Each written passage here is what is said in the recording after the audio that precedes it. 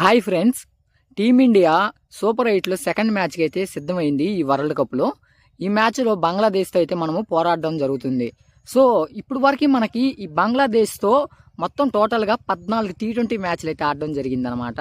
దీంట్లో మనం 13 మ్యాచెస్ గెలిస్తే ఓన్లీ ఒక్క మ్యాచ్ మాత్రమే బంగ్లాదేశ్ అనేది గెలవడం జరిగింది. ఒకసారి మనము T20 వరల్డ్ కప్లో వాళ్ళతో ఎన్ని మ్యాచ్లు ఆడినామంటే 4 మ్యాచ్లు అయితే ఆడడం జరిగింది. ఈ 4 కూడా వరుసగా మనమే గెలవడం జరిగింది అనమాట.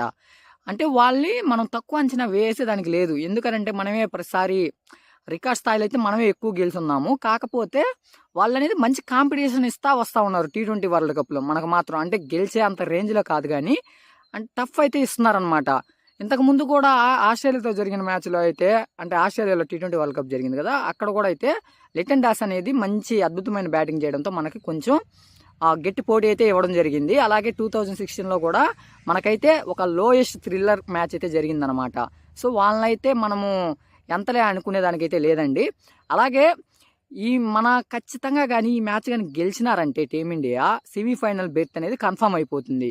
ఈ మ్యాచ్ అనేది టీమిండియా కంటే కూడా బంగ్లాదేశ్కి డూ ఆర్ డే మ్యాచ్ అని చెప్పుకోవచ్చు. ఎందుకంటే వాళ్ళు కానీ ఓడిపోయినారంటే ఇక సెమీఫైనల్కి వాళ్ళైతే అర్హత సాధించలేరు.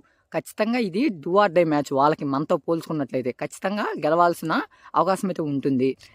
ఈరోజు పిచ్ గురించి మనం చూసుకున్నట్లయితే ఈరోజు మ్యాచ్ వచ్చేసరికి యాంటిగ్వాలోని సార్ వివా రిచర్డ్ స్టేడియంలో అయితే జరగబోతుంది. ఇది అంత ఫ్రెండ్లీ బ్యాటింగ్ పిచ్ అయితే కాదండి.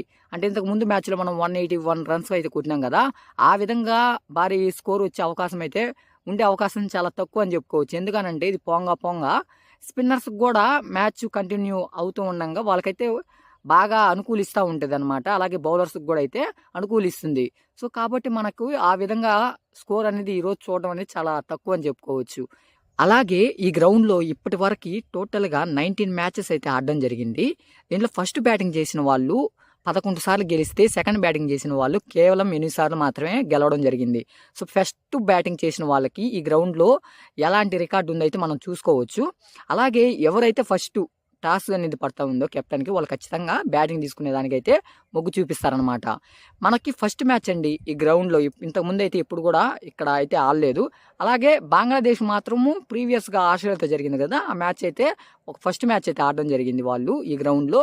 ఆ మ్యాచ్లో వాళ్ళు అనేది బ్యాటింగ్ వల్ల అలాగే బౌలింగ్లో కూడా అంతగా రాణించకపోవడం వల్ల ఆస్ట్రేలియా చేతులు అయితే వాళ్ళు ఓడిపోవడం జరిగిందనమాట.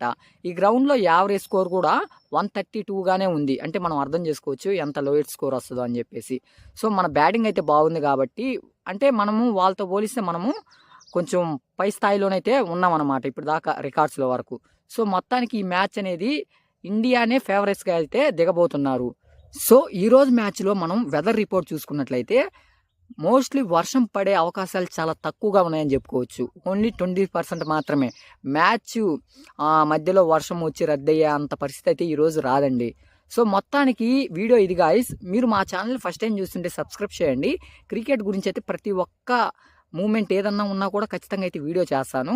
సో మీకు క్రికెట్ అప్డేట్స్ కంటిన్యూస్గా రావాలి అంటే సబ్స్క్రైబ్ చేసి పెట్టుకోండి.